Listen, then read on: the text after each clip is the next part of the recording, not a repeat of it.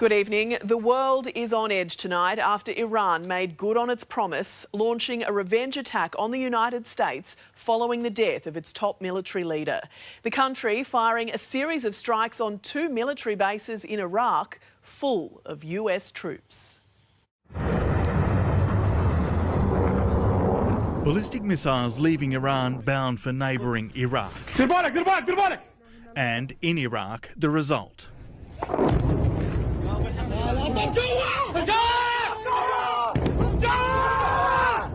Iran's Islamic Revolutionary Guard launched the attack on 2 bases hosting US and coalition forces, the Ain Assad base west of Baghdad and another at Erbil in Iraq's north. The Pentagon says it's conducting initial battle damage assessments. The Ain Assad airbase is the same one President Trump made a surprise visit to on Christmas Day in 2018, his first to a combat zone. Well, first of all, at ease. Let's have a good time. Hours before the attack, this warning from Iran's foreign minister. The United States took an act of war against Iran. It will have to be prepared for the consequences. Arrogance and ignorance, when combined, it's disaster. And also before the attack, President Trump talking tough. We're prepared. We're totally prepared. And likewise, we're prepared to attack if we have to, as retribution. The rocket attack was direct retaliation for the US drone strike assassination of leading Iranian general Qasem Soleimani. Iran's foreign minister tweeted, Iran took and concluded proportionate measures in self-defence. The US president won't address his nation until the morning, but replied, all is well, so far, so good. We have the most powerful and well-equipped military anywhere in the world by far. And in response to Donald Trump's tweet of an American flag after the killing of Soleimani, today trolled with a flag in return by a senior advisor to Iran's supreme leader.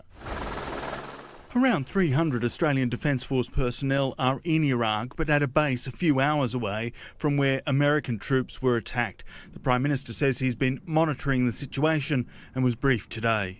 All Australian diplomatic personnel and all ADF personnel are safe. But it is obviously a very fluid situation, and this is something I'm receiving regular reports on. The PM also briefed the opposition leader.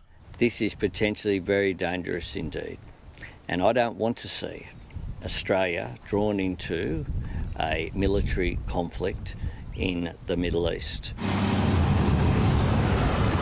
The rocket attack came just hours after calls for revenge rose up during the funeral of General Soleimani, attended by millions of people, many chanting "Death to America." Dozens were killed, though, during a stampede, delaying the funeral. Eddie Meyer, 9 News. Well, Nine's US correspondent Tim Avia is at the White House for us tonight. Tim, Donald Trump's next move is key. Absolutely, Jane. The stakes have risen dramatically. Iran is promising if America retaliates, then the attacks will keep coming. They're threatening to target locations like Dubai, Israel, and even inside the US itself. It puts Donald Trump in a very difficult position. All week he's talked tough, saying that if Iran does attack, the US will strike back fully and quickly and hit Iran harder than they've ever been hit before. So now he has a choice whether to follow through with that threat or try to de-escalate the situation, but potentially lose face. Jane? The world is watching, Tim. Thank you. And it's not only been an eventful but also a tragic day in Iran. A Ukrainian passenger plane crashing in Tehran, killing all 176 people on board. The Boeing 737-800 bound for Kiev came down shortly after takeoff.